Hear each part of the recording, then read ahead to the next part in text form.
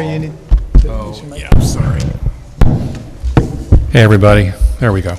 So we're opening the workshop portion of the council meeting, so the council goes through its discussions in the workshop, and then we'll open the formal meeting after that. And then in terms of attendance, I see Molly, Jeff, Amber, Paloma, and Pam. Lee is here. We have a vacancy in Ward 4. And I see the city administrator and the city attorney both in person. Is there anyone online? No. Okay, very good. So hi, everyone. So the first thing we're going to do is we're going to honor Steve Bechtel. And, you know, we begged him to come, and he let us do that.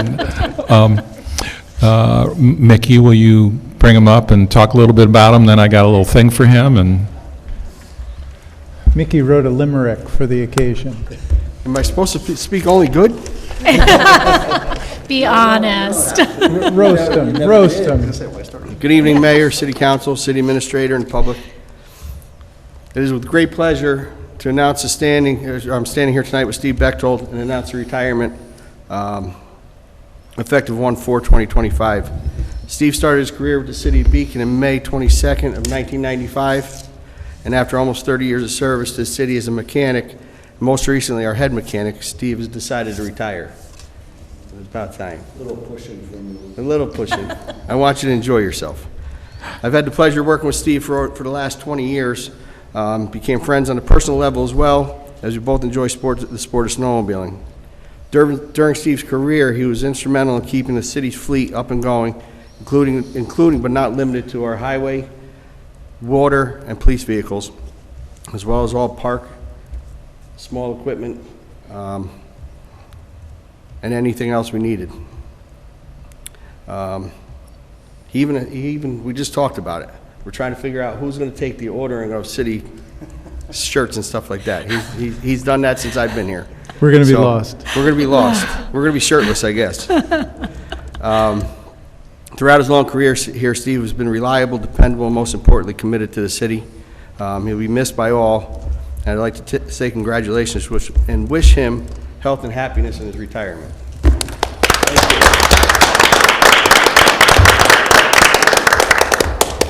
okay. Now I have something. Oh, It's very valuable. It's a piece of paper. gold watch. Yeah, let me come here.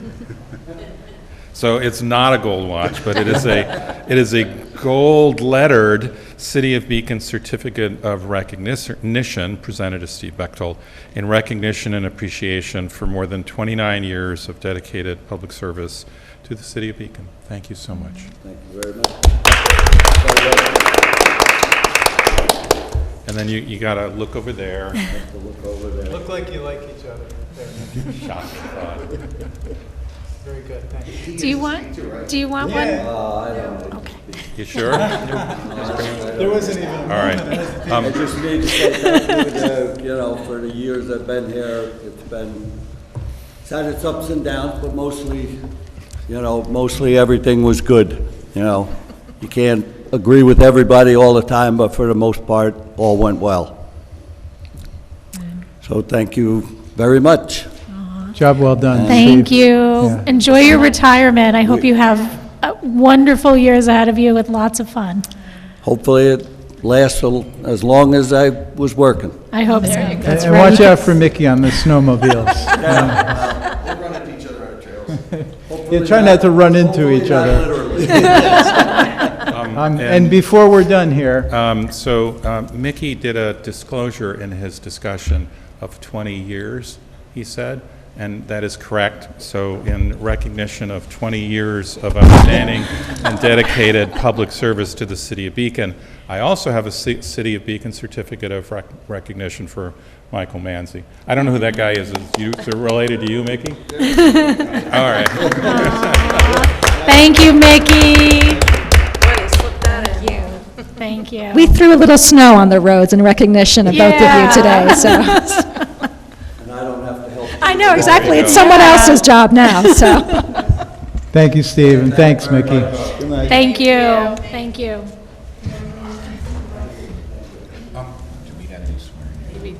Yes, you do. Okay. So the other thing we need to do up front is, They can't hear you if you're not on the mic. yeah, but I just want to make sure we have a quorum. You do have a quorum. But though we have a quorum, we also have 2 new council members to swear in. So for those of you who might be listening who don't understand why that is, we have 2 council members that were appointed at the start of the year, and they could only serve until the next election. And so both Amber and Pam, Amber at large and Pam in Ward 3, stood for election in November and were elected. And I just would like to swear the 2 of them in now. Any particular order? You might want to do Pam. I think she's your acting Okay. mayor, right? Just- Okay. Wait in case he changes his mind. So Pam. No, I think you're still acting. I need a pen. Thank you. Appreciate it. Yes.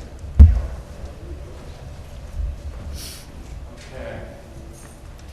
Let's see if I've got it in the right spot. Make sure it doesn't sign right line. Yeah, right. Okay. So, Pam Weatherby, give me a right hand and say after me, I, Pam Weatherby, I, Pam Weatherby, do solemnly swear do solemnly swear that I will support the Constitution of the United States that I will support the Constitution of the United States and the Constitution of the State of New York, and the Constitution of the State of New York, and that I will faithfully discharge the duties and I will faithfully discharge the duties of City Council Member of Ward 3, City Council Member of Ward 3, according to the best of my ability. according to the best of my abilities. Thank you again. Yay. All right, so I'm signing here, and this is the 6th day of January. Okay, 25, and I'm that guy, and you're signing there, right there.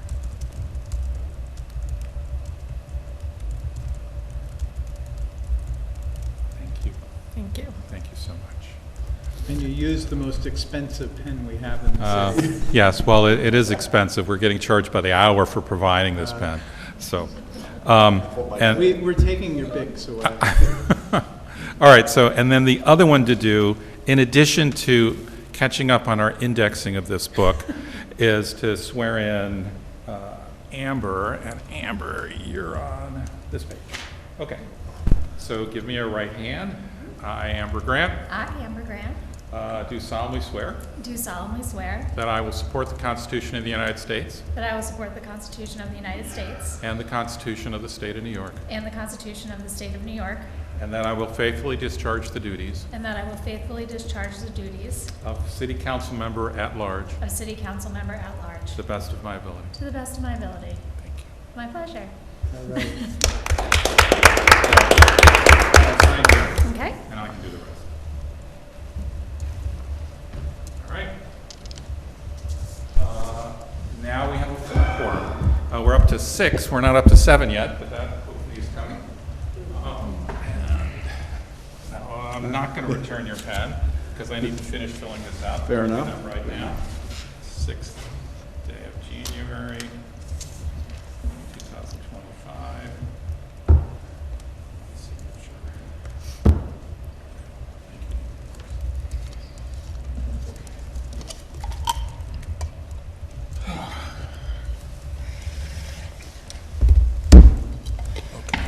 Now, the first item of business says here is the appointment of George Mansfield to the position of Ward 4 City Council Member.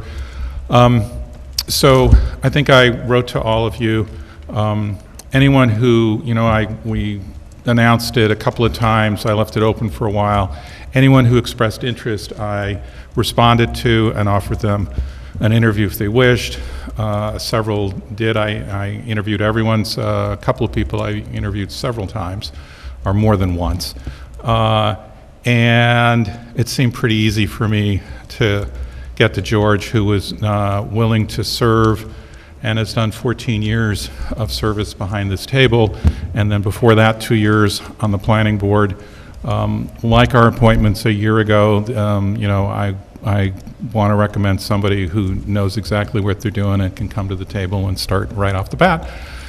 I don't think I need more of an introduction than that. So what do you all think? I think that you did, thank you for summarizing the process that you went through and for opening the process this time around and for being really responsive to anyone who reached out. I know that you summarized what your criteria were and the qualities you were looking for as someone who knows what they're doing and can come in and do the job on day one. But I'm wondering if you can expand a little bit more on that in terms of what exactly you were hoping for and what your sort of thought process was in looking at all of the interviewees. Sure. There was an interesting variety. So, you know, it wasn't like there was a dozen people. It was more like a half a dozen, just to disclose. And there was some variety in terms of background. And my 2 cents was I was interested in someone who could hit the ground running quickly. There was always this trade-off of if you go with someone you know or that's been at the table, there's certainly a lot of experience. You can say, well, it would be nice if we go with someone who was new, but the hard part when you're doing that is that appointment by this one individual and approval by you all kind of gives them a free election, basically a role to play. That's not necessarily a bad thing, but it was like, you know, it'd be harder to say someone who doesn't really have experience at the table and hasn't run for election before. So that was my thinking, and I'm pretty consistent on it. Doesn't mean I would always do it, but you know, you heard me say it's a decided preference, and it's usually an advantage.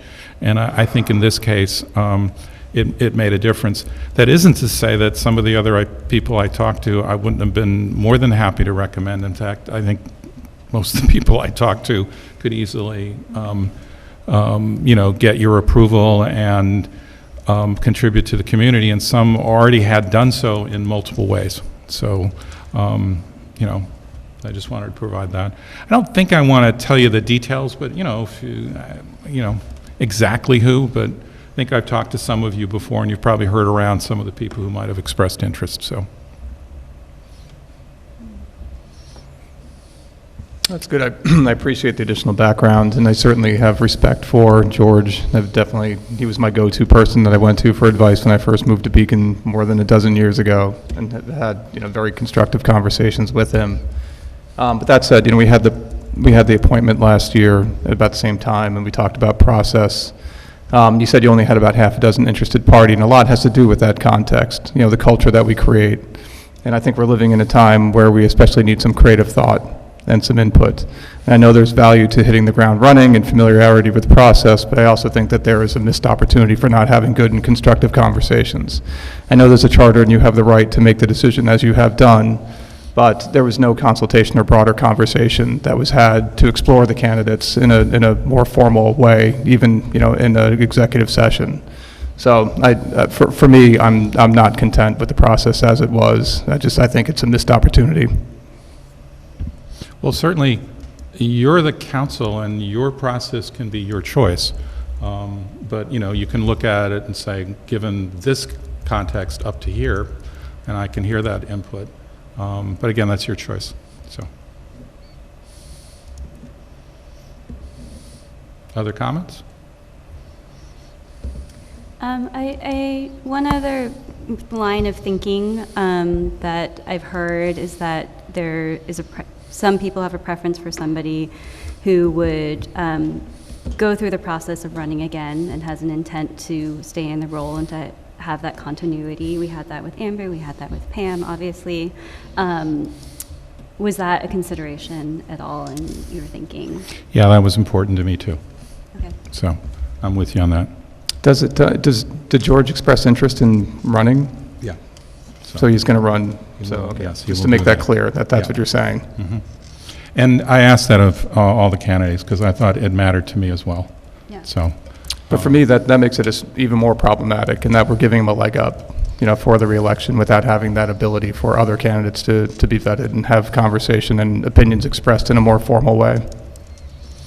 Well, that'll depend on whatever the process is for elections. So it's both a local committee choice, which has to do their interviews, and then, there's a signature collection and an opportunity for a primary. So all that is not in our control. This is the only part that is in our control.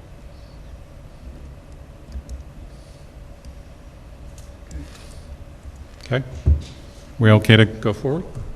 Yeah, I'll just say that I appreciate, Jeff, what you're saying, and that this was an opportunity to have an even greater process. I think you know that that's something that's important to me, but for me, in this instance, I feel like this process this time around was progress from what felt to me like a lack of progress last time around, and so I do intend on voting on this appointment. Okay, thank you. All right. Yeah, just a final comment. I'm not sure how we could work it and maintain the roles in the charter, and I'd look to Nick for that, but obviously the council could do a process after I make a recommendation, right?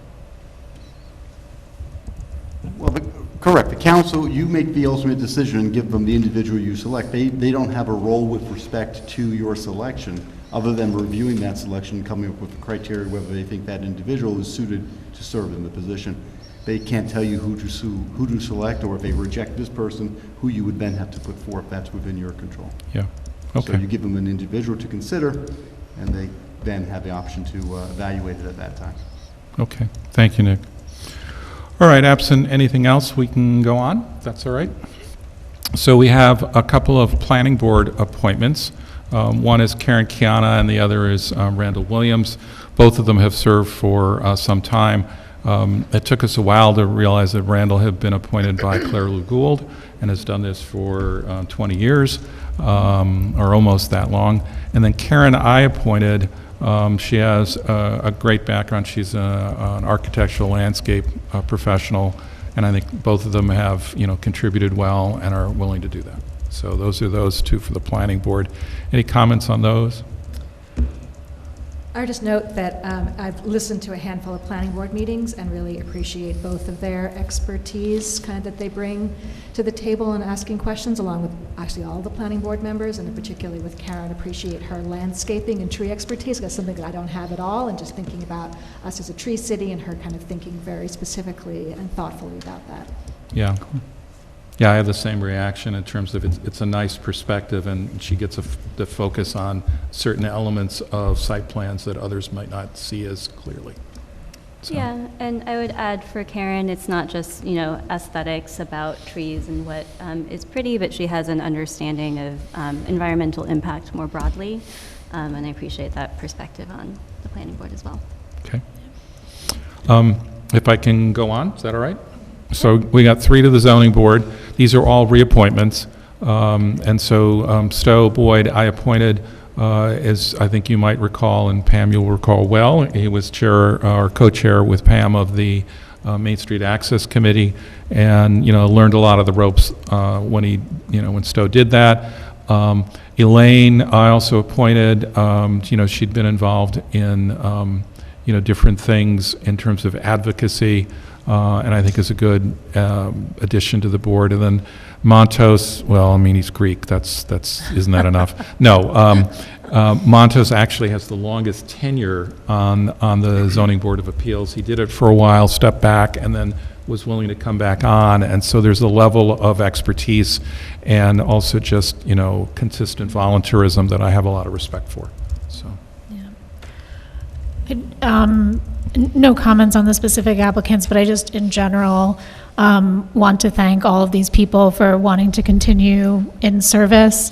The zoning and planning board are really important. It's very detailed work, and the time and effort that these boards put into it is very much appreciated. So I'm very glad to see these people want to continue on and leverage the expertise they've gained going forward, and appreciate everybody who serves on our boards. Yeah, these are the core kind of statutory required boards. Actually, the Board of Assessment Review is the third one, and getting those in place is important, and I'm totally with your comments on, thanking them for their service, so. Yeah, I haven't had the opportunity yet to interact with Montos, but both with Stowe and Elaine, just really appreciate, again, that thoughtfulness, and they take this role very seriously and are thinking about what fits within the overall structure of Beacon and within the laws that exist in New York State and locally when they think about any request that comes before them. So I really appreciate them in that regard. Okay. Absolutely. So as I said, the third statutory board is the Board of Assessment Review, and there is one renewal there, that's Bob Polisi, and Bob also has done this for quite some time. I don't know who appointed Bob. It might have been Randy, it might have been before that, but he's been doing it for some time. And if you recall, the Board of Assessment Review has a role during the assessment The grievance? grievance process, thank you, right? And so they will hear when citizens come in, and we, as a full value assessing community, every year we send a letter to every property owner saying, here's the change in your assessment. And so only full value communities do that. About more than half of the communities in Dutchess are full value communities, but not all of them. But we end up with what we think is the much more equitable and even-handed roles as a result. The review process is an opportunity for people to, question their individual assessments, and I think that process works pretty well. And in the end, we have extremely, very, very few actual grievances that go to court. Right. So, anything on Bob? I noticed that his was a little bit retroactive, so we're just kind of catching up. I think his started in October or Yeah. November. I mean, I think a couple years ago we had ones that were even more retroactive, Yes. so I appreciate catching up on these where we can. Yeah, we got a notice from Secretary of State, or who does notices on Board of Assessment? Oh, it was the Real property. real property at the yes. county level. Correct. And that noted us to, oops, we're off on one, and so we're just catching up on that one. And are all the Board of Assessment terms, it looks like 5 years? 5 years by state law. Okay, Yeah, and I think they stagger a year at a time. Correct. Yeah. okay, thank you. And then the next two are Tree Advisory Committee. So this is an ad hoc committee, but we have, a couple of people who have served. Pete Bailey actually has an expertise, and Andy Bell has always, been involved in environmental things and serves on this board as well as the Greenway Committee. So I'd like to reappoint them as well. And I'll just put a plug in for my favorite city holiday, Arbor Day, which this group also does. I really love that one. And they always do a very nice job with it. So. Sorry, Andy's on the Greenway Committee, not on the CAC. Is that I think that's right. Yes. okay? But the Tree Advisory Committee is required to have a CAC member on it. Is that not correct? Is that, I can check. Ben might know the answer to that question. I'm not sure. We'll check. Okay. Not offhand, but I'll look into it. Was that a yes, you'll check, Ben? Yes, Okay. that's what he said. Yep, I'll check into that. I just don't recall offhand. It does appear that way. One member shall be from the Conservation Advisory Committee, and one member shall be an arborist, so that sounds like Pete Bailey. Yeah. But it is in the code that one should be from the CAC. I don't believe Pete is an arborist, but there is Oh, another I'm member sorry. who is an arborist, Okay. whose name is Oh, escaping me at the moment. okay. All right. I have a process question for you, Nick. When it comes to the voting half of this meeting, are we able to bundle resolutions 2 through 9, the appointments, or do we need to vote on them all separately? No, your rules don't require me to be voted on separately. That's at your call if you wish to vote individually, vote on them by groups, or do it as a bundle. I would That's up to support a the- consent agenda for those items. Okay, thank you, consent agenda, that's the name for it. Thank you. And then I guess we'll follow up and just make sure we have somebody who's a CAC member also on the tree committee. Okay. Yeah, I'm meeting with the CAC chair next week, and so we'll talk our way through those issues. Great. Okay. So the next one is the appointment of a real estate broker for our RFP and our 2 firehouses. Nick, you're going to cover that? I am, Mayor, thank you. So this concerns the RFP that the city issued on December 2nd for real estate broker services for the sale of the property at 425 Main Street, Maze Hook and Ladder Building, and 57 East Main Street, the Beacon Engine Building. Our office prepared the RFP in consultation with city staff. It was issued through the traditional way that the city issues its RFPs and bids. It was additionally sent to local real estate brokers as well as to the Real Estate Brokers Association, Hudson Valley Gateway Real Estate Brokers Association, so it was widely distributed. The RFP, if you had a chance to look at it, was fairly comprehensive in terms of the description of the properties as well as the process and as well as the submission requirements. A site visit was held of the two buildings on December 11th, attended by the mayor and myself and about 10 real estate brokers. We spent probably a good 30 to 40 minutes in each building, walked through the various floors, gave the brokers the ability to ask some basic questions. We also required that any questions be submitted in advance with respect to the process. We received one or two, and we did issue an addendum explaining some of the basic procedural questions that had been asked. If you've had a chance to look at the RFP proposal, it provided a scope of work. It went into a brief description of the properties and then set forth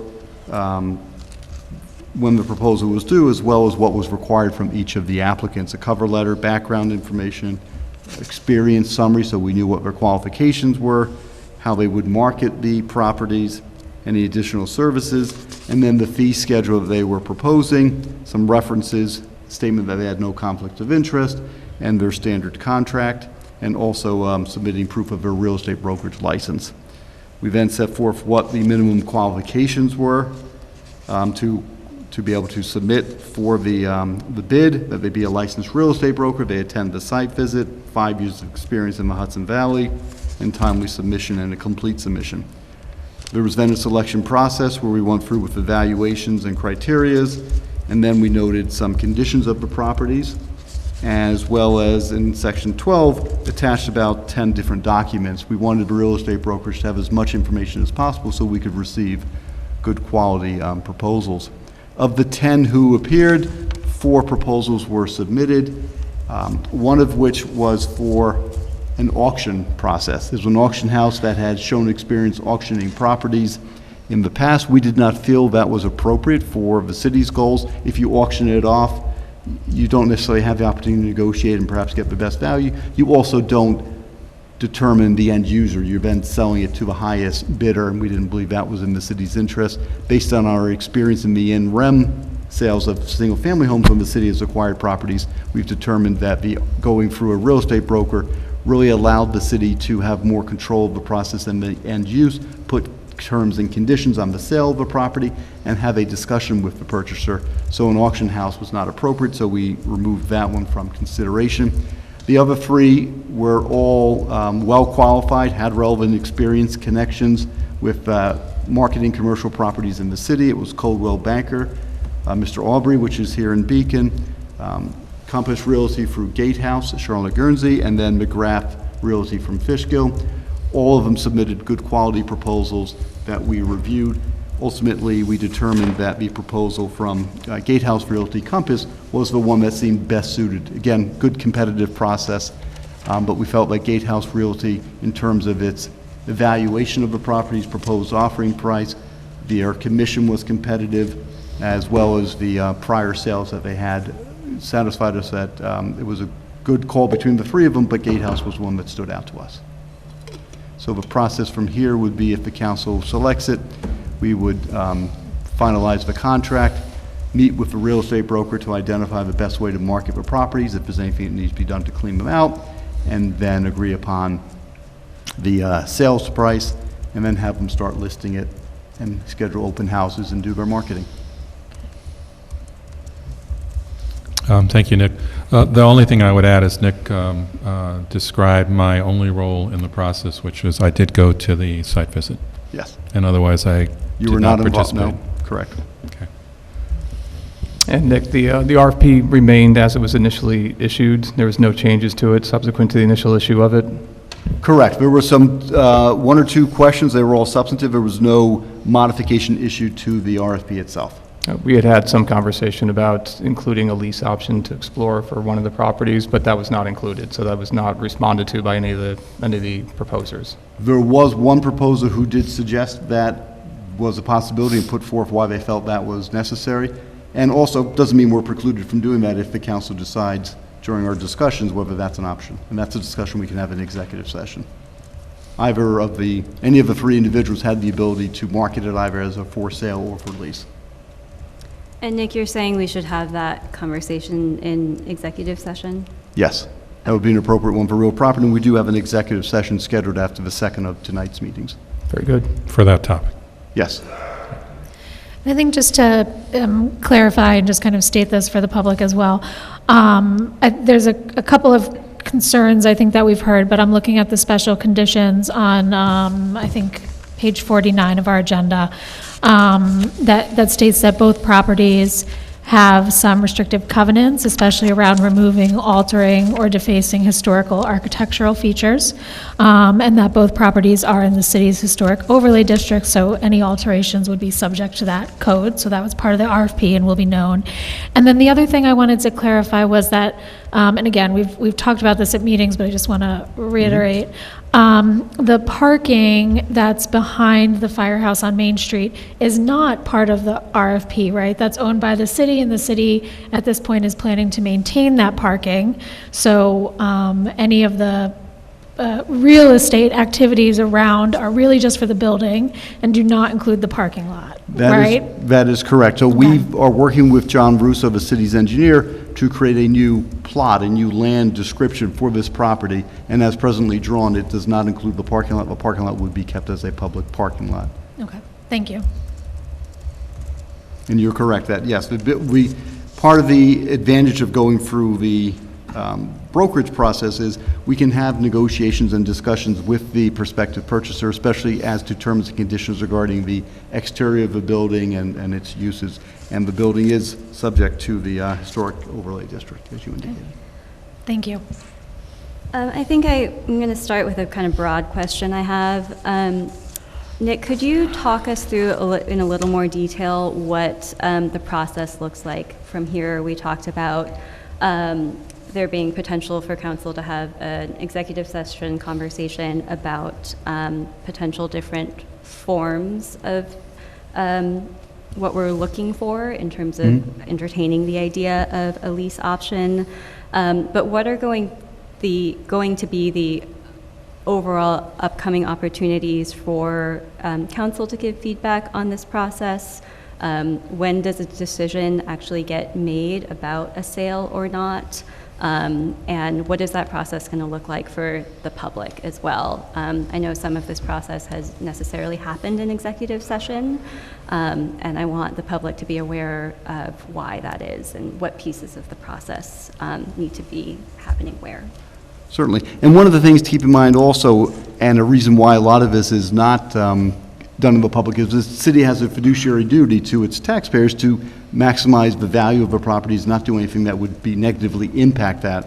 So we're not going to negotiate in public. So if we get an offer for the property, that's going to be discussed in executive session and appropriate to do so.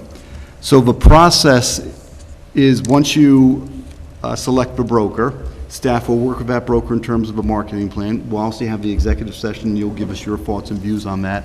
Once it's marketed, we will bring back any offers to the council. You will have provided us feedback surveys to what your thoughts are on the intended use. We'll listen to what those intended uses are. We'll bring back to you what the various offers are. We'll discuss those in executive session. You'll give us guidance, and we'll shape the discussion based upon what the majority of the council directs us to do with respect to entertaining offers.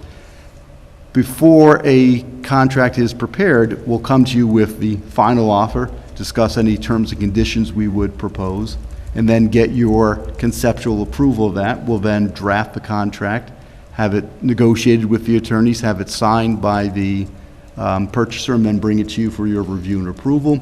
We'll likely keep you informed as to that process.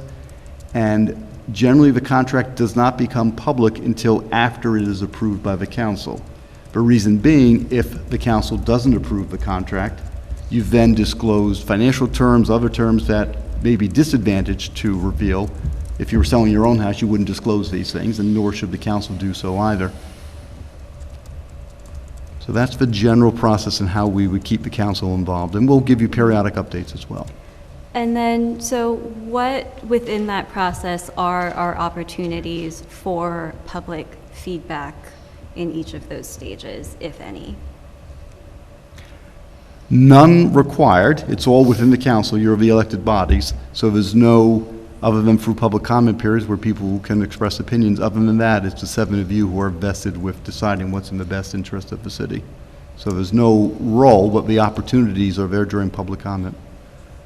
But what information will the public have access to be able to comment on? Just for public information that when it gets listed, they would have access to review the listing that is publicly available. In terms of offers and prices and future uses, they wouldn't. Okay. And we wouldn't have the, I guess, would we be allowed to hypothetically make those offers or parts of those offers public, or is that inadvisable, or is that illegal? Hypothetically, you could do it. I think you're putting a chilling effect on purchasers who are going to then go through a public process, so I think it's inadvisable. Okay. Because who are they negotiating with? You are the 7 who are elected, you will represent the city, and you have a real estate broker and staff, but there's nothing illegal about it, to answer your question. But I do not think it's going to result in the best product, because it's not going to be, it's going to slow the process down, and it's going to open it up to a lot of intangibles and invariables that I don't think will be helpful. Okay. Do any other council members have thoughts on this, and what sort of feedback other people are thinking they may want in making a decision in this process? Well, I mean, I was listening to the questions, and it's like the public input, other than public comments, where you get to choose, any topic, are focused around either resolutions or decisions of the council that require an ordinance or the approval of the budget. Is there a public hearing when we actually say this is the one we're selling? No, there isn't. There's right? no public hearing. Yeah. No. Okay. So that says this is the one where you can get any input you want, but there's no formal involvement other than the electeds that are here. Correct. It's similar to the process we followed in the past, whether we've sold single-family homes, whether it's sold the old highway garage. Mm-hmm. So, That I wasn't on council for those processes, so this is a little new to me. Sure. And what I'm finding a little bit difficult about this process is that because parts of it need to be in executive session, I don't have the same latitude that I might in other decisions to just solicit as much feedback as I'd like on particular decisions if some of the information is not yet public. Do you understand? I do, and as we go through that process, I can certainly have those conversations with you.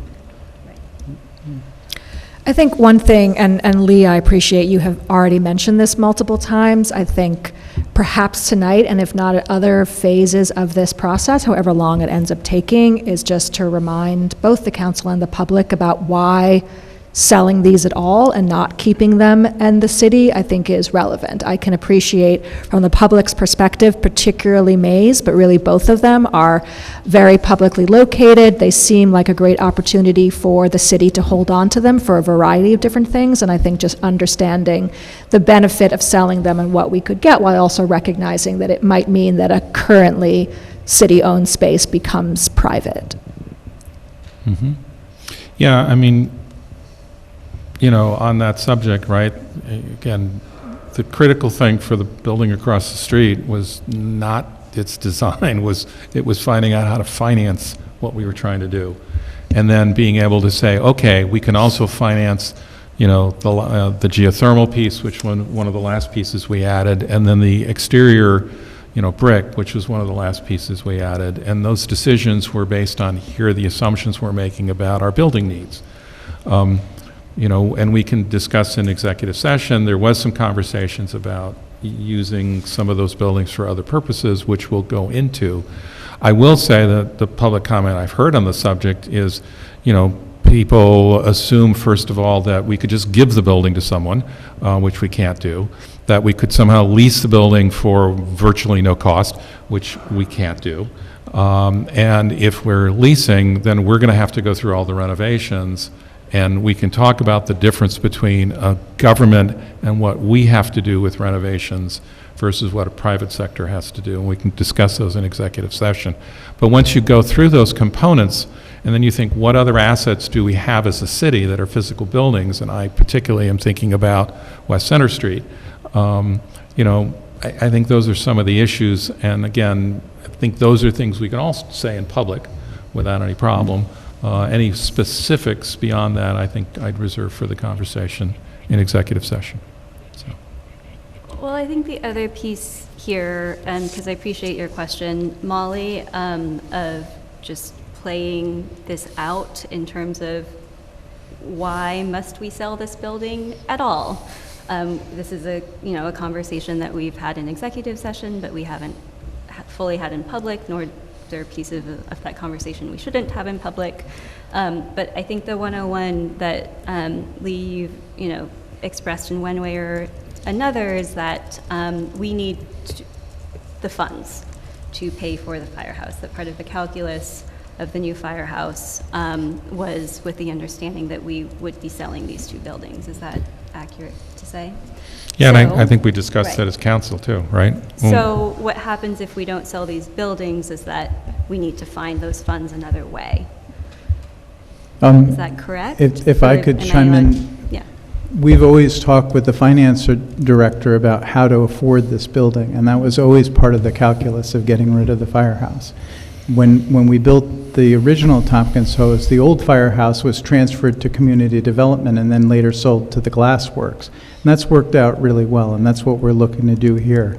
If we don't sell these buildings, there's a cost to us not selling it, and then there would be somewhere down the road a cost to renovate that. That would come out of other projects, and we should be clear about that. Like, we have millions of dollars in improvements that need to be done in our parks. We have a lot of work to be done on our road infrastructure, our sidewalks, other things. If we're going to keep moving along on those, and now we have to carry two buildings that were never anticipated, other things are going to have to be scaled back. Yeah. So it's again about priorities. Yeah, I think you're making the point that I'm asking to be made publicly. Yeah. I think that we all want to understand, or I think the public needs to understand, and I certainly want to understand sort of what the implications are of the full scope of options we have here. That the option of not selling, for example, has these downstream consequences. And I think my other sort of question within that was something that you said, Lee, about that we cannot, for example, give it away. Right. Nick, can you say more about that? Correct. So you have, again, this fiduciary duty obligation to act out in the best interest of the taxpayers. It's been determined it doesn't have public use. You're not using it for the fire purposes. That's what it's designed for. It would cost money to renovate it for a different use and bring it up to current standards. In terms of gifting it away or giving it to use that's less of market value, the New York State Constitution would consider that to be a gift of public funds. So municipalities have this fiduciary duty and obligation to make sure that public tax dollars as well as assets are used for public purposes. And in this case, if you were to lease it to someone for $1, to a religious organization as one example, that would be impermissible because you need to get fair market value. So if you're going to lease it, you'd have to get fair market value. Likewise, if you're going to sell it to someone, you have to get it for fair market value. And there's some factors you can take into consideration that we'll discuss in executive session that allow you to consider different prices and different offers. Right. So I'm asking these sort of basic questions to help hopefully other people understand as well as myself. But for example, selling it to a not-for-profit, which is by definition a public entity, though it's not a municipal public entity is not a sort of loophole to that. And can you explain why that might be? Correct. If you're going to sell to a not-for-profit, you'd have to sell it for fair market value, or otherwise justify why you're not selling it for fair market value. Again, you have to explain to the taxpayer, why am I selling it for X when I could get Y for it? Is there a justification? I think you'd find it difficult to come up with it. I'm not going to say you can't, but I think it'd be difficult to do so. Yeah, and we had the same issue when the city purchased the parking lot across the street, which was purchased from the Tompkins Hose Volunteer Company, and it was arm's length at what we thought was market value, right? And that's what we had to do. Right. They were very happy with that. Yes. So, And so trying to keep this generic still, and tell me if we're broaching into executive session conversations, but is there not an option, or has there been an analysis, or could there be an analysis where there could be a lease arrangement where we'd have option of still using the property much further down the line, but there could be a leaser, someone to lease the property, where it could be advantageous from a revenue perspective? And coupled with that, I know we've had conversations around the renovation requirements. Is there something different for a city-owned property that would go into lease where we would not be responsible for the renovations, where we might find someone who wants to lease it under a triple net lease arrangement where they would take responsibility for all renovations? So better discussed in the executive session. Yeah. no, but I think this is a good conversation because we're trying to get information into the public on it that we can get out there. Which is Yeah, and good. I would expect throughout this process, we will probably have variations of this conversation multiple times, just as we go through this, and it is a very public piece of property and means a lot for different people for different reasons, and so I think even if for us it might feel like we're going over the same stuff, I think for the benefit of the public, I would appreciate us continuing to have it. Sorry, Nick, I interrupted you. Go ahead. No, I'm good. Just to clarify the selection of the broker, in that case, is it similar to when we pick a contractor that we don't have to have the highest bidder or the person who is guaranteed to either give us the best rate or get the highest price? Is that kind of true? Correct. So this is per the equivalent of professional services. So it's not contract work, it's not having the firehouse built, it's not the road being paved where you're going out for public bidding. This is an RFP process where you can take into account the price, the value, the skill level of the individuals. Thank you. You're welcome. Yeah, the other thing, and I thought about it, I'm pretty sure I can say this, the last firehouse proposal before I became mayor, and I think I've mentioned this to council, was stay at Mays, buy the old city hall structure next door, tear it down, tear down the back half of the memorial building, build an extension to Mays behind there and parking behind there. And I looked at that and said, you're picking the most expensive real estate in the city. That's to our advantage for me to say that, where we can get the most value. And you want to tear them down and then build. And this is just, I just decided it was nonsense. And once we had purchased the parking lot across from Tompkins Hose and it was ours, that piece of the puzzle was done. And then we could focus on, can we make Tompkins work? And that's how it turned out. So, I mean, that's some of the considerations. It's right on Main Street. It's expensive real estate. And even if we were to ever consider leasing it out, we'd have to lease it out at market. And I don't think that's serving us at all. But we can, discuss that further in terms of the details. So. And I would just say for the public's edification that we did an analysis of whether it had use for public uses.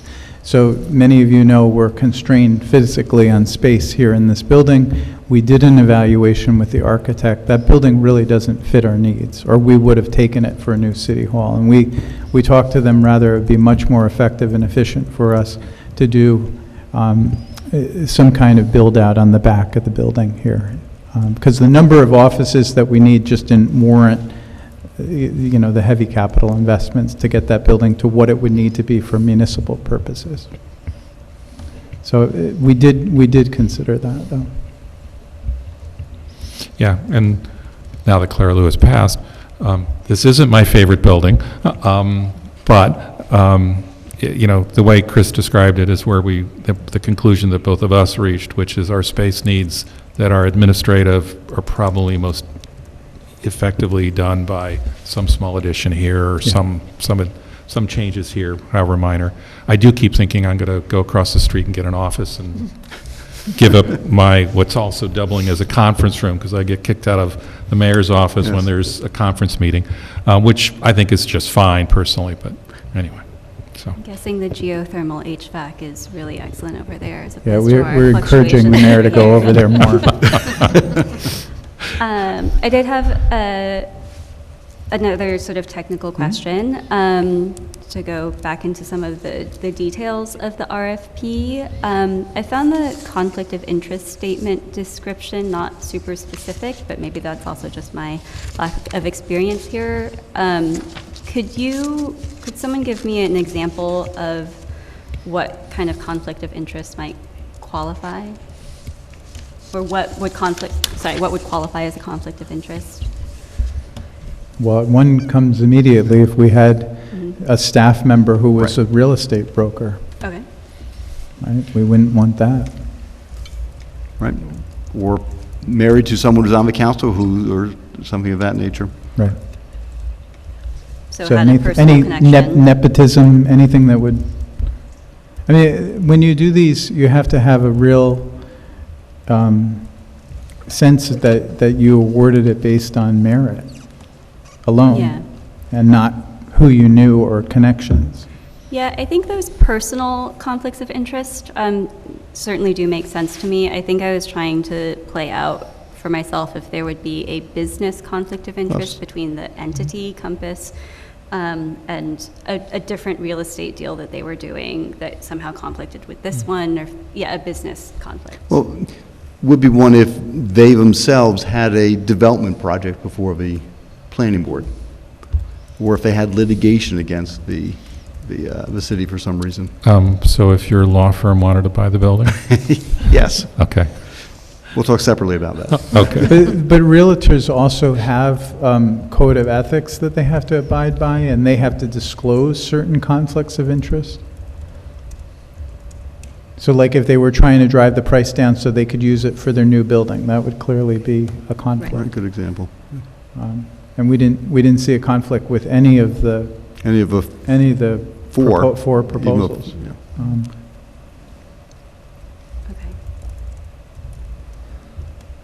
Okay. And again, we do have something scheduled at the end of the council meeting as well on real estate topic. Okay. So the next one is the Beacon Street TIP, Transportation Improvement Program Grant Funding Authorization. Chris, you will tell us what you're asking us to authorize you to do? Yes. I'll give a little bit of background. The Transportation Improvement Project is the Transportation Improvement Program is a capital program that's administered by the Dutchess County Transportation Council in the county. These federal dollars come through their agency and then are awarded for bridge and road projects on federal aid eligible roads and bridges.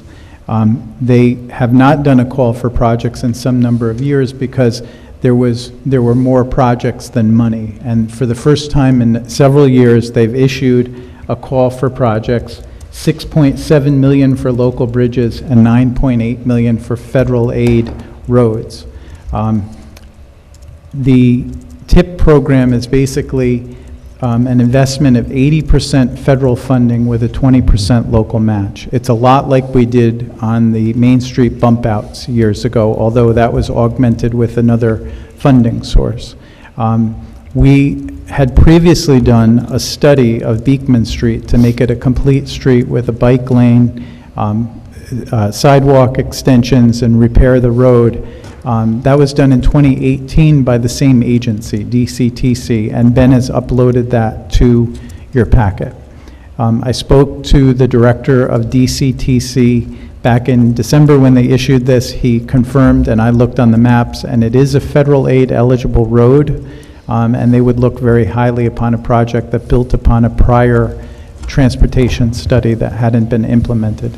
One of the reasons I think it hadn't been implemented is we had a long-term parking agreement with Metro North that would have precluded the bike lanes from being put in. and that agreement is up in 2027. So this would be a multi-year process that we would just be starting. We attended the workshop in mid-December, which was a requirement.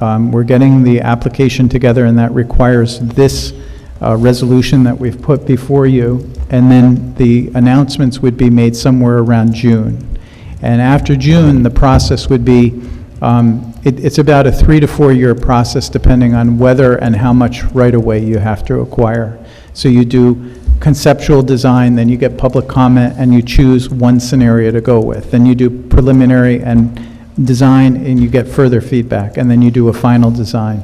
Along the way, you also do your right-of-way investigations to make sure you own the real estate necessary for that, and if you don't, you acquire it. And that's what held up Fishkill Teller for so many years. We had 36 little pieces of land that had to be acquired.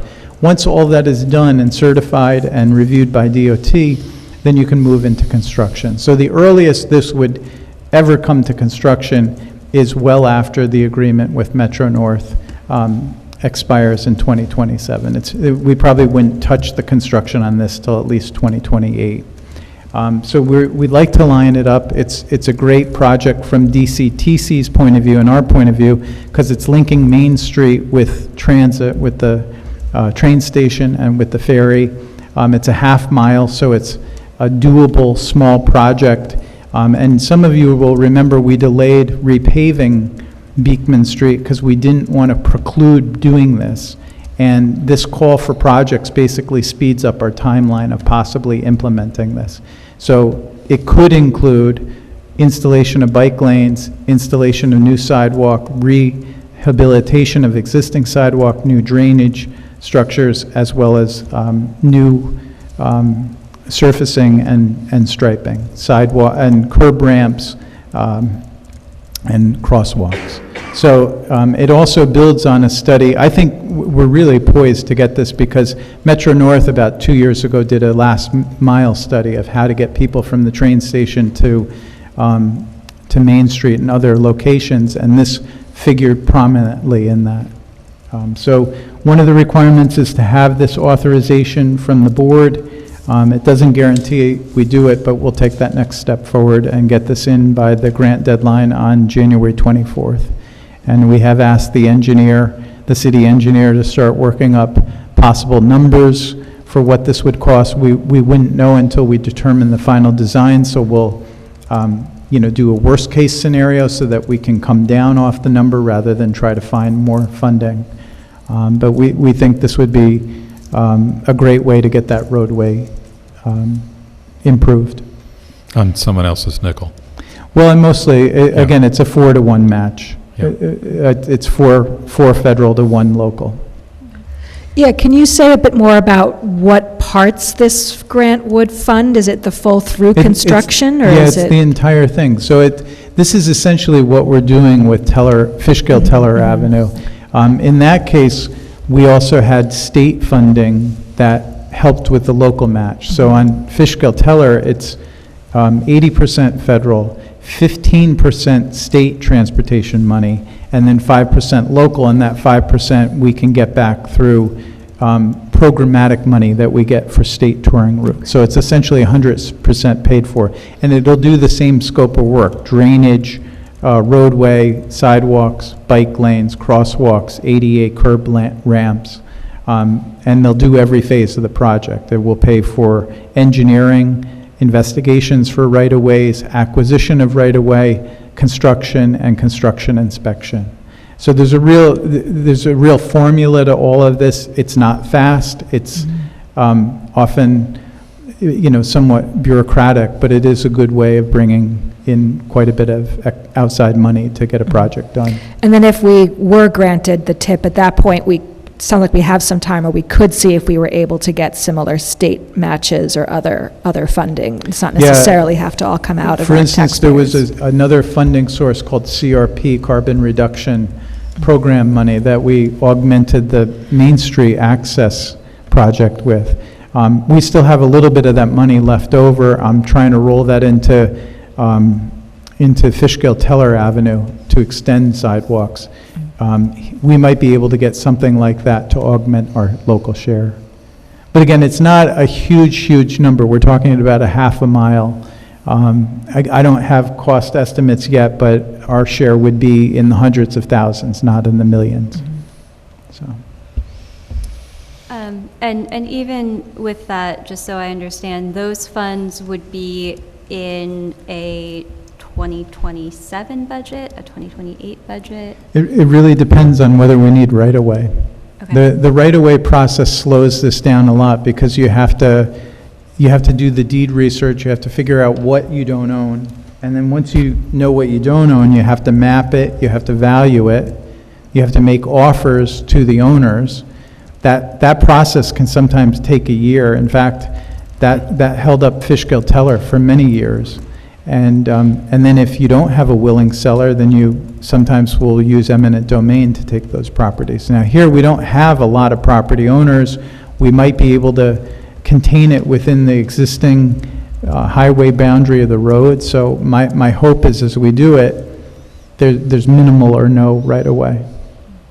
But we do need to be prepared for that contingency that it might take a little time to acquire properties. Right. Yeah, my recollection is, we've had development proposals along West Main area. We had one situation where there was a little bit of property under the sidewalk. But generally, this is an urban renewal stretch, and I'm kind of hoping it'll be pretty clean. Whereas, Fishkill and Teller, they're all pre-existing properties built right up against them. So Yeah, that was tough. I'm hoping this is going to be easier. You can also revise your design scenario in reaction to whether or not you own right-of-way. Like, if you know you're going to be held up by a year or two just on a few properties, and you can avoid those properties by doing a design change, that's something that the consultant engineer would do. So none of this would be done by the city attorney. He'll do the initial cost estimates, but under the DOT process, we'd have to put this out to a list called the LDSA, which are the qualified firms that do transportation projects, federal aid projects. We'd choose them based on their merit. We'd get into contract with them and go through each phase. And at each phase, you would authorize the funding for that. So there will be, if we do this, there will be a lot of votes to come, just like there were on Fishkill-Teller. And this is just the first step forward.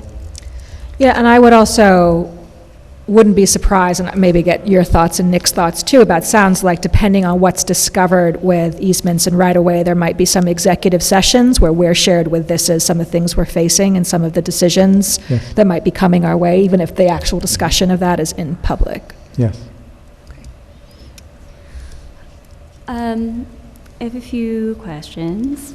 Knowing that the Complete Streets proposal was completed in 2018, and also considering that we may have a major new development at the train station, does the design need to be reviewed for new traffic patterns or any other potential updates? Yeah, it would be. So Okay. under the preliminary design, they're not going to, that's dated, but it gave a basis for moving forward. It was Okay. clear that, there was some public comment at that time about it. There was a report, it had some existing conditions. So Yeah. you can think of that as a baseline, but we have to update that baseline. So they'll Great. look at traffic, they'll look at anticipated impacts from the TOD. If that goes forward, they'll have to consider other work that we've done.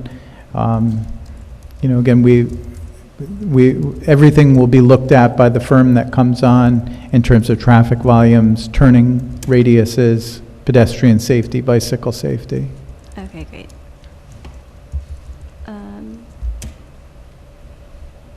What was my other main question, I think you basically answered with some context, was if this might be a recurring opportunity, or if this is and in which case could we be thinking about, as a council, other projects that we might want to prioritize. But I think what you said is that It's this- recurring but infrequent. Okay.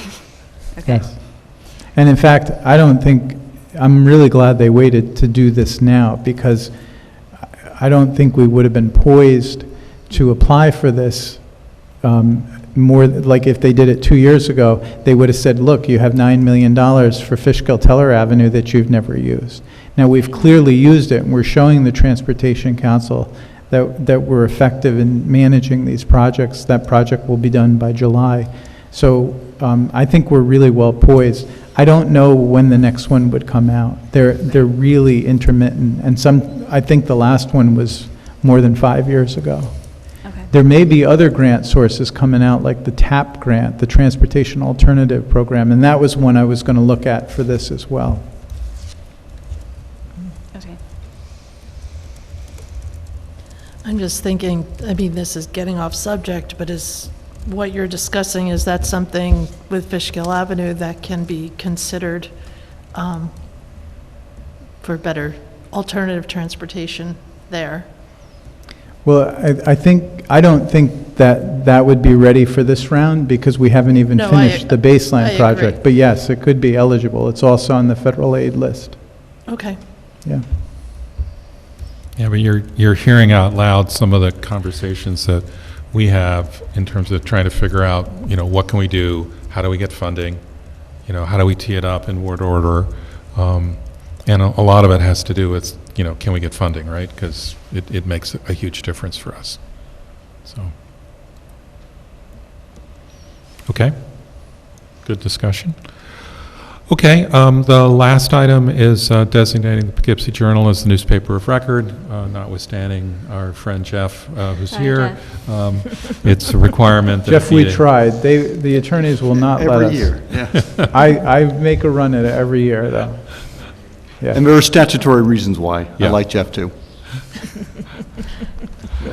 Do you want to remind the public of those statutory Yeah, you reasons? better tell them now that we've, Yes. So it needs to be in general paid public circulation, and it doesn't meet that criteria. I think for one or two others, have had these discussions in the past, and it's not just in this municipality, it's in a number of municipalities with local newspapers, and it would be nice to see the state law changed, but that's not occurring, and you don't have that authority to change it. And you need to designate an official newspaper pursuant to state law.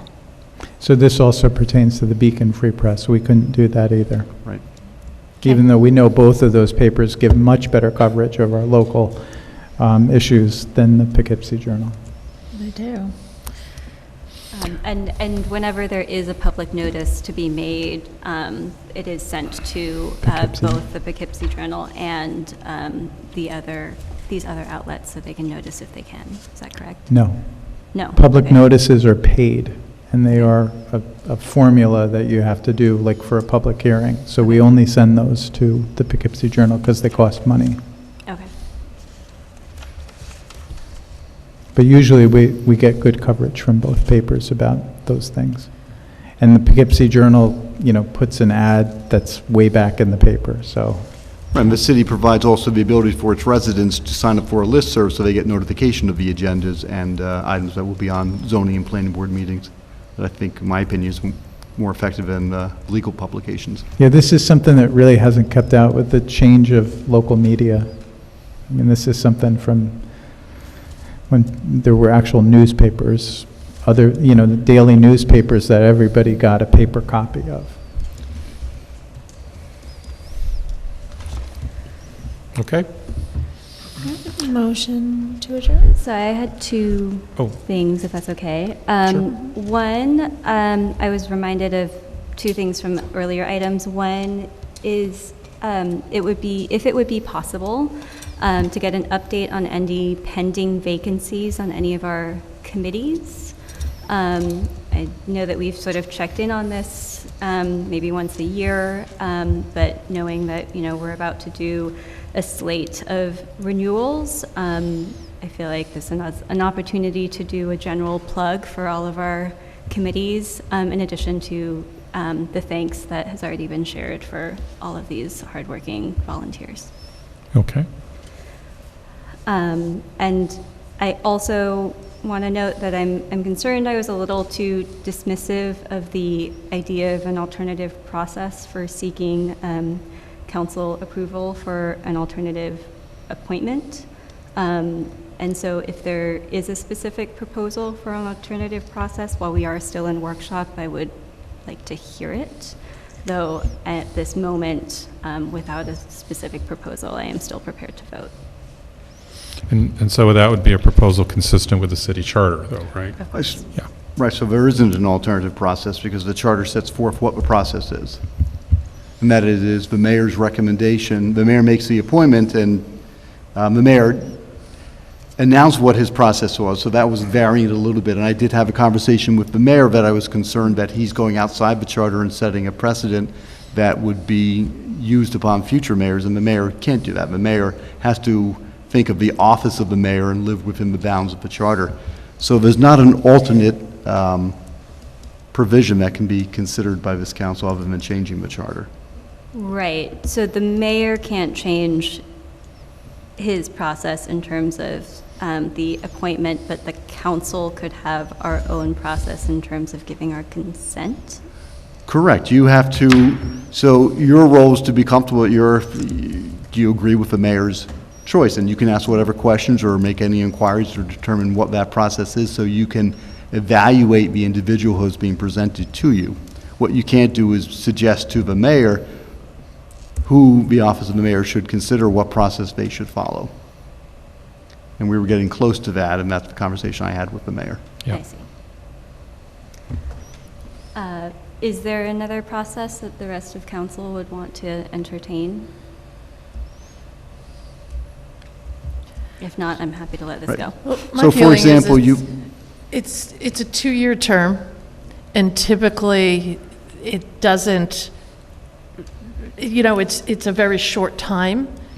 And even as we speak, within 2 months, people who choose to run for city council can be working on that and getting petitions. Right now, yeah. Well, I mean, petition process hasn't opened, but it's like signatures will be started. So my feeling is, it is important to have, it is wonderful to have someone experienced who it's kind of like a plug and play. And so we can move forward with our business because within less than a year, you're going to have new council people, so possibly. I mean, that's just my opinion. I am fine with how it is.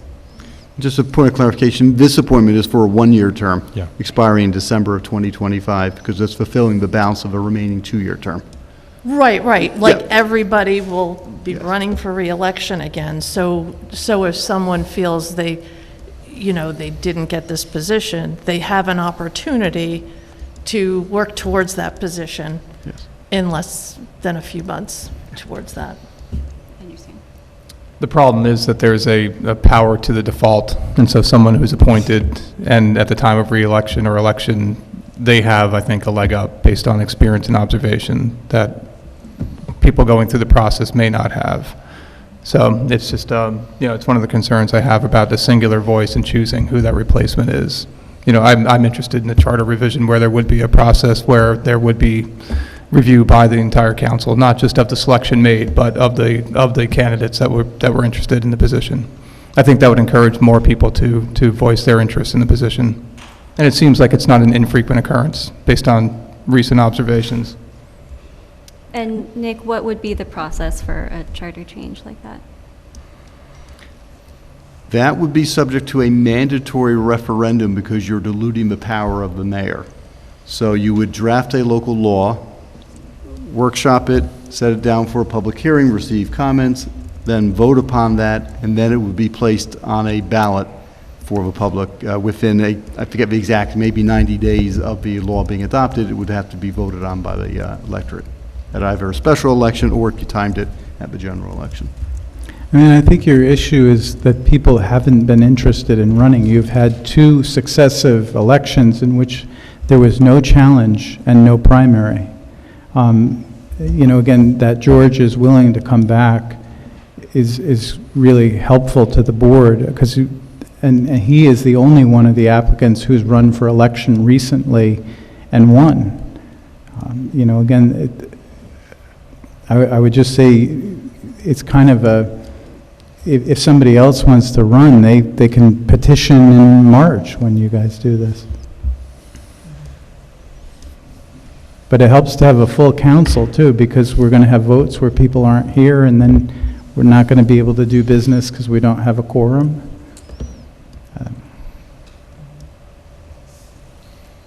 Okay. Yeah, and I'm curious, we happen to have had two of these 2 years running, and I'm just curious in terms of whether it's worth, the juice is worth the squeeze of going through a charter revision, how often this has happened in the past 20 years or so. I just kind of want to clarify. I appreciate it is a big deal who represents people, and so it's maybe the number of times it's happened is not as relevant for everyone, but it is something that I think about too. So I don't know if anyone has any knowledge about that, or if that's going to involve a bunch of research. I don't think it's worth it, but that's sort of when I think about the long-term ramifications of this, of all the things for our limited time to focus on, is this the one I want to focus on? So I got a long set of years on this one. The only one I can come up with is some guy who was appointed by Elliot Spitzer to run a state agency. And he resigned in September. And there was a ballot election in November, and the council left the seat open until the end of the year. That's what I recall. And in terms of just how many times a need to fill a vacancy has occurred, I mean, since I have been on, and Pam, you predate me a little bit. Yep. I'd say in the last 10 years, it's been like the term for us in this one. Like, this isn't something that is happening constantly, although I understand the perception that, yes, this occurred last year and it's occurring again. Yeah. I don't recall one 30 years back, other than the one I just Yeah. mentioned, There which was- is me. Yes, Right. I picked There was up on one that. that I yes. remember, I think the council member, they were moving to England, actually, like, it was a long time ago. Oh, you mean, Elizabeth Foster? yeah, Liz Foster. I thought she served out her term. Did she serve out her I term? think so, because I don't recall a replacement. Okay, But yeah, she just didn't run again, I believe. okay, there's the timing worked Yeah, I out. think that's right. She's back in town now, too. Oh, really? Yeah, she moved back. I also note, Mayor, that Section 10.02 of the Charter requires a charter review, and that you appoint such commission every 10 years. I don't think we're quite there yet, but that will be upcoming probably in the next 2 to 3 years. I can get you that exact date. That'd be good to know. And in terms of, just to follow on your question, Molly, about is it worth the effort, in essence? If there was going to be more than one requested revision to the charter, for example, if there was something around how the agenda is set, would that be a separate vote as well, or could that be coupled together? Because that would also dilute the powers of the mayor, I think, if I'm Right. doing that, so. I'd have to get back to you on whether it's probably, I don't know, I'd get back to you. Thank you. Yeah. Because it's how you frame the question. Is it on each specific provision, or is it bundled together?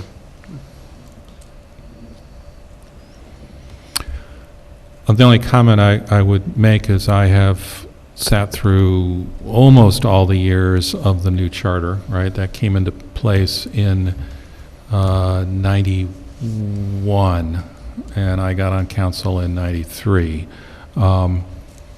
And what I oftentimes tell people is one of the reasons that Beacon has been so incredibly successful in, its renaissance from its starting position as the poorest community in the county, is the consistency of government. And this particular charter and how it was put together by the Charter Review Commission, they chose a strong mayor system with a professional city administrator, different from Poughkeepsie. Right? Poughkeepsie, the mayor doesn't meet with the council. It's really strange. So they set up more of a completely separate executive and legislative branch. And then Newburgh, the average tenure of a city manager is 2.5 years. It might have lengthened to 3 years. But there's this, in their charters were the makings of lack of consistency, whereas this is one where it's worked really, really well. And I'm just thinking, I'm pleased it's worked that well. So. That's those were the comments of Professor Benjamin from Newport, if you remember, who led the last charter commission. Oh, that's right. That Beacon's charter is unique in New York State in terms of how it weighs the balance of power between the mayor, having a strong mayor, but not a mayor that is not kept in check by the powers of the council. Mm-hmm. I appreciate those reflections, and I just want to make sure I understood, Nick, what you alluded to in terms of a charter review committee happening every 10 years. I would be curious to, have that information confirmed, also knowing that our comprehensive plan is coming up as well, so understanding the phasing of what are two significant projects for the city would be really helpful. Okay.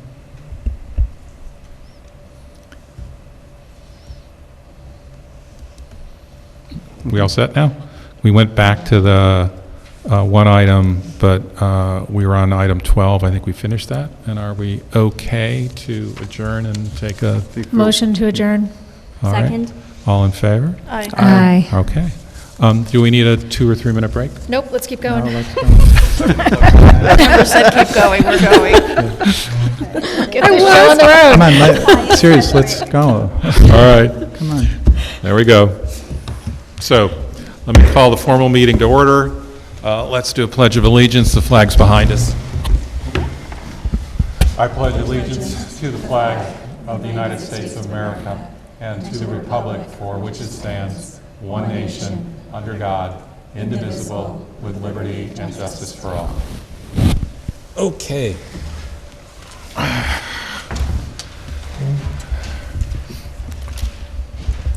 So in terms of roll call, I see the same individuals.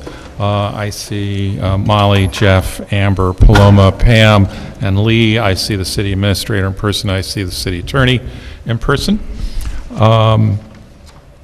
And with that, I'm going to do public comment. So if you have a public comment, now's your time to make it. I see one person on this list. It's hard to see. I guess it's Teresa Kraft, maybe? So, hey, come on up. This year's going to be a good one. I also want to note that there's only one person in the room other than you all, so come on down, people. Facebook's got nothing on it. My New Year's resolution is to become more active in the city, if that's possible. I'll start there. And I'll say it again, this municipality must establish an HDLPD, Historic Preservation Commission, and soon. Regarding the sale of the 2 firehouses, the public will have absolutely no say and input on the sale, and will only have a say after the backdoor deal is done. It's another great potential for more smoke shops on Main Street. The public should be able to attend formal charrettes and presentations and tell the city what they want the buildings to become. I've said it before, I'll say it again, stop selling our history. Stop the overdevelopment and the cookie-cutter design flooding our Main Street. Please let the first quarter of 2025 be when you enact a building moratorium, a complete charter revision, and a new comprehensive plan. Let's remember George retired from this council. Years of watching him doodle at the table is nothing we want to witness again. I am not in favor of the mayor selection. Please stop playing the party line politics. There's a lot of people out there that want to do something, and I just, Happy New Year. Thank you. I don't see anyone else in the physical public. Ben, anyone online want to make a public comment? You have one hand, Mayor. Ben?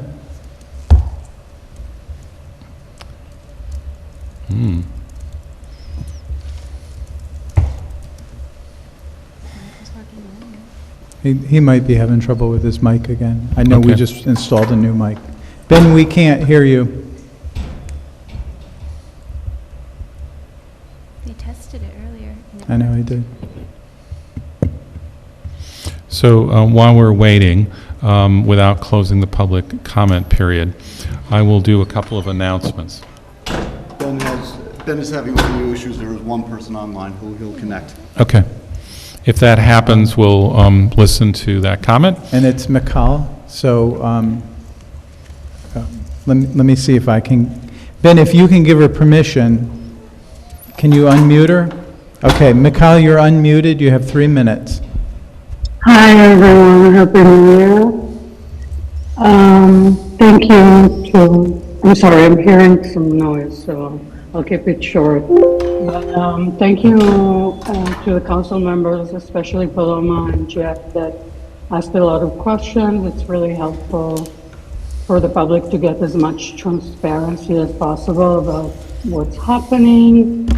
I'm going to join Teresa in the New Year's resolution. I also wanted to, I forgot what, oh yeah, speaking of transparency, in February 2024, I sent the people that were on the council at the time a list of 3 simple requests related to transparency. Ben was gracious enough to work on the search that didn't work on the website to fix it with the vendor. It is not working again. The other request was to have more meaningful minutes. I see again and again the minutes, and it's breaking my heart to hear the jokes like, who is approving the minutes? The minutes are useless. You have had several chances during the year to look at previous minutes and use them for your decision making, and I don't understand why you want to deprive future councils and future residents and just our future selves from that. It's very important. So I would really appreciate it if, in addition to all the great transparency efforts that some of you are doing, if you could handle those issues as well. And thank you everyone for your service and for your work, and congratulations to the retiree. Okay, thank you. Hello, can you hear me now? Yeah. All right, there's no further hands raised on Zoom. Okay. Thank you, Ben. I have one announcement to make. So I'm going to designate, so I'm supposed to do this each year. I need to designate 2 qualified individuals who can serve in the capacity of city administrator in the event of extended absence or vacancy in the position. And I will designate the people that the city administrator has recommended, which is first Susan Tucker, who's our Director of Finance, and then second Ben Swanson, who's our Secretary to the Mayor. And so I just have to do that as an announcement, so that's my designation. And that takes care of that. And then the other one is, Chris, you wanted to read a command letter, right? I am supposed to read a command letter. I don't really want to read it, but it's very perfunctory. This is to Susan Tucker, Director of Finance. You are hereby commanded to collect by law and ordinance provided the several sums in the tax roll specified as assessed against the persons or property herein mentioned for state, county, municipal, and all other purposes. You are required immediately after receiving this warrant and after publication to cause a notice of reception thereof to be given as required by law. You are hereby authorized to collect said taxes, to it, county tax for the entire year in the amount of $4,549,117.73, and city taxes for the year in the amount of $13,247,051.00, and all other taxes beginning January 30th and for 30 days thereafter, during which time no fee shall be collected thereafter. Given this hand on the city of Beacon on the 6th day of January, and I truncated it a little bit, but this allows Susan to begin collecting taxes, which tax bills went out for the city at the first of the month. And we get a similar command letter from the county, so we're also collecting their taxes. Okay. Good, let's go, sorry. You have Let's do reports. And let's start down at Pam, your end. Good evening. I'm wondering, well, Happy New Year to everybody. Listening to the resident asking for more info on for the minutes of, it would be helpful to, I don't know if it would have to be in the minutes, to take advantage of AI and be able to have written what people are saying. I know when we were looking back at minutes from the planning board of what the public had said, especially during public hearings, it was very, very helpful for me to be able to see what was happening. It is, I know you can listen to it on, on the YouTube. However, it's a lot easier to see it in writing than it is to listen through, hour-long meetings. So I don't know if that can be at all considered in this day and age with AI opportunities. Also, I'm just hoping that we, kind of what Amber has asked for in the past, adding to the agenda the mobility and access plans and complete streets and inclusionary zoning, especially for Fishkill Avenue. And that is all I have. Okay. Thanks, Pam, and Happy New Year to everybody. I spoke a lot during workshop, so I'll keep this short. I have my next open office hours this coming Sunday, January 12th from 4 to 6 p.m., and I will be at Trax Coffee House on 2 East Main. Hello. And I hope to hear from anyone who would like to talk on any matter going on in the city. Thank you. All right. I have something. Kenya Gadsden was going to come this evening and couldn't make it, so she asked me to share some information about the 47th Annual Reverend Dr. Martin Luther King Jr. Birthday Celebration. This will be held on Monday, January 20th at the historic Springfield Baptist Church. That's 8 Maddie Cooper Square. The theme for 2025 is Keeping the Dream Alive, and the day starts with a continental breakfast at 8:30. And then the 11th Annual MLK Jr. Parade, founded by Pete Seeger and the Southern Duchess Coalition, starts at 10:30. That lineup is generally right outside the church. I'm sorry, 9:30, if I missed it. It's 9:30 for the parade.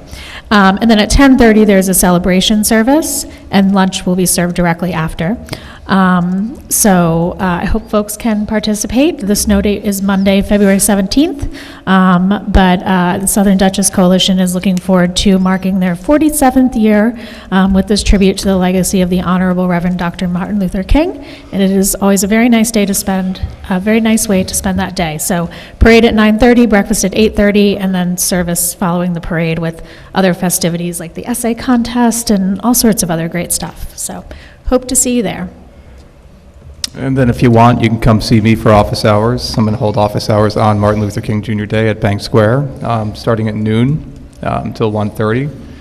I'm going to second what Teresa said, though. Social media is, I'm loving that it's more widely being recognized as the pain in the rumpus and the counterproductive thing that it is. There's nothing better than being in person or online and giving direct comment to us. I really do encourage people to have these conversations. Community and connection is really what's going to serve us best in doing this. So keep it off social media and come bring your comments directly to us in one form or another. I'm working on coordinating meetings, but I do encourage people to come to office hours, send email, or make comment requesting meetings to be held, to share information. I'm working on Ward 2 meetings now. They'll be announced. But that's the gist of it. Happy New Year's. Others have said to everyone, I want to echo Pam's request to talk about our mobility needs and our non-vehicular transportation, whatever we take that up at the citywide level. I appreciate that we might need to wait until our city planner has more capacity than she currently has to get too far along in the conversation, but I think just having an initial conversation at the city council level at one of our workshops coming up this month or next month would be great. Chris, I have a couple of just questions for you. I know Christmas tree pickup started the 27th of December, so I think just letting, if there's an end date that's known yet, look at that, you got it there, great. The other thing is now we are in the cold season where pipes are more likely to burst. I'm curious about where we are with the water meter replacement project, and if those who've already gotten it can see them, their usage online, if they're away, if not, just kind of where that is. That doesn't have to happen today if you need to follow up and see that. And then lastly, I'm going to have my ward office hours for Ward 1 on Friday, June 17th. That's not this coming Friday, but the following Friday from 4 to 6 p.m. at Bank Square Coffee House. And Lee, I will pass it to you. Okay. I just hope that everyone had quiet and safe holidays. I enjoyed a break, and I hope the council did as well. And I think that's it from my end. Chris? A couple things. Our free loop bus started Sunday service this past Sunday and had 31 riders, which is great for a really not so great day. And we're looking forward to that hopefully expanding. So please, if you aren't aware yet that the loop bus is running on Sundays, the Dutchess County Transit has the new schedules online. They have also augmented the other two buses that service Beacon, the B line, which goes to Poughkeepsie and is well used. And Ben, I don't know what's happening.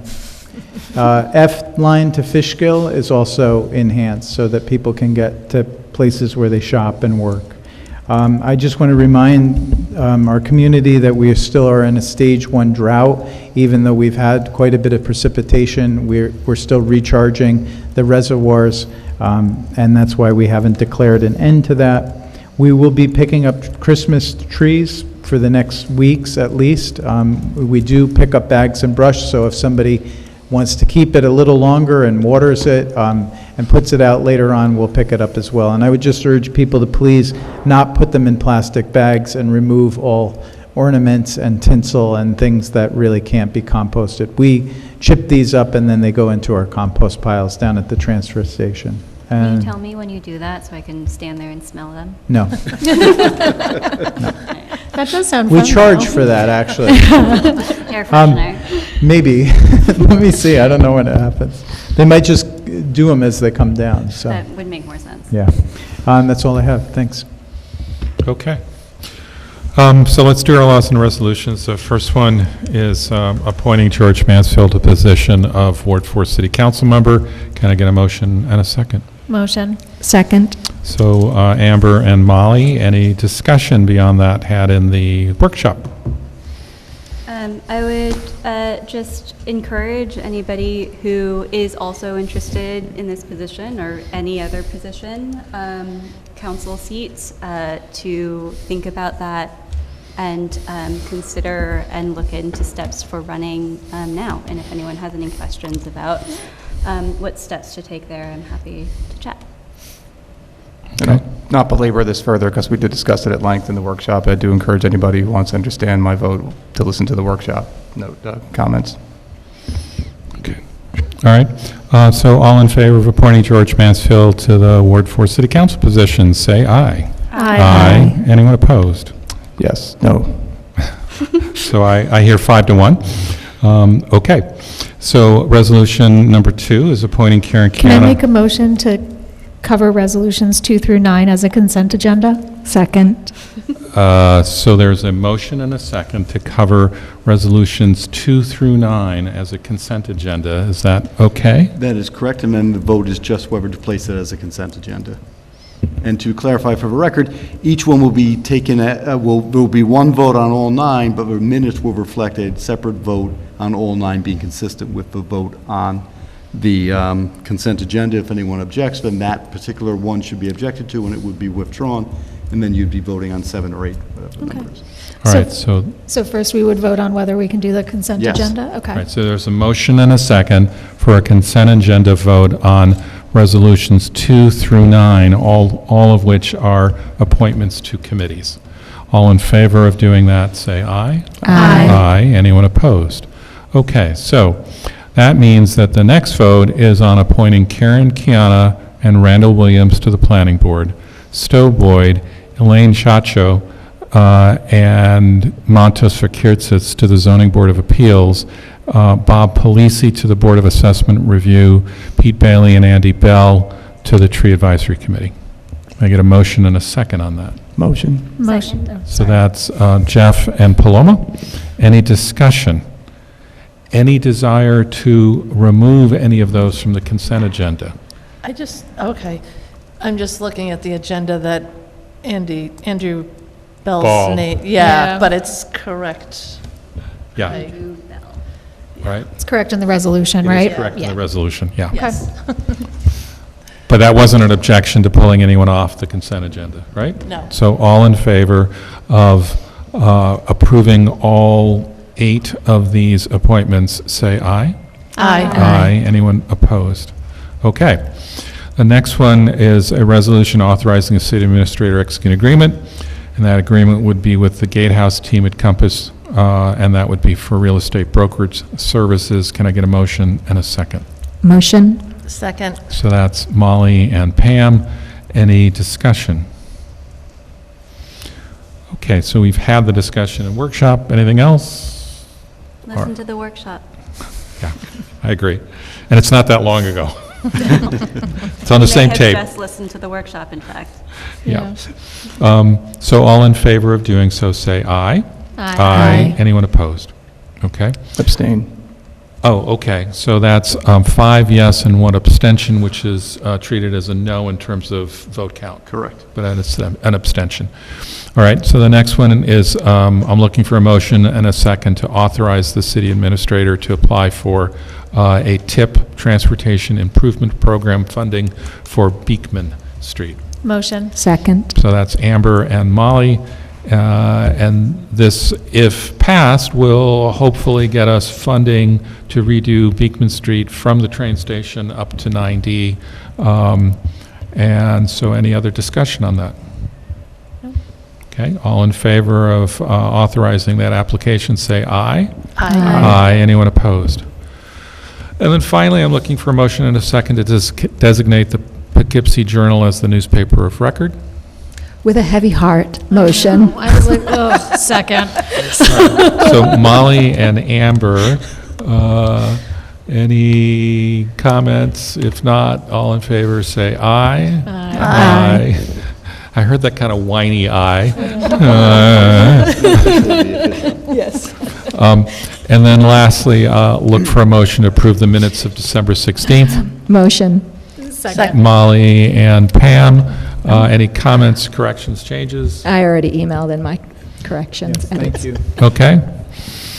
Seeing none, all in favor of approving the minutes of December 16th, say aye. Aye. Anyone opposed? This is our second opportunity for public comments. I don't see anyone in the physical room who could speak that did not, in this second opportunity. Ben, is there anyone online? There is not. I will announce the next workshop, which is next Monday, January 13th at 7 p.m. I will also note that the next full meeting will be Tuesday, January 21st, because January 20th is MLK Day. And then Motion to go into executive session to discuss real estate and personnel and conduct no further public business thereafter. okay, so there's a motion. Is there a second? Second? And that was Paloma and Molly. So all in favor of going into executive session to discuss real estate and personnel, to do no further business, and then to come out and adjourn, say aye. Aye. Anyone opposed? Okay, thank you all very much, and have a good evening.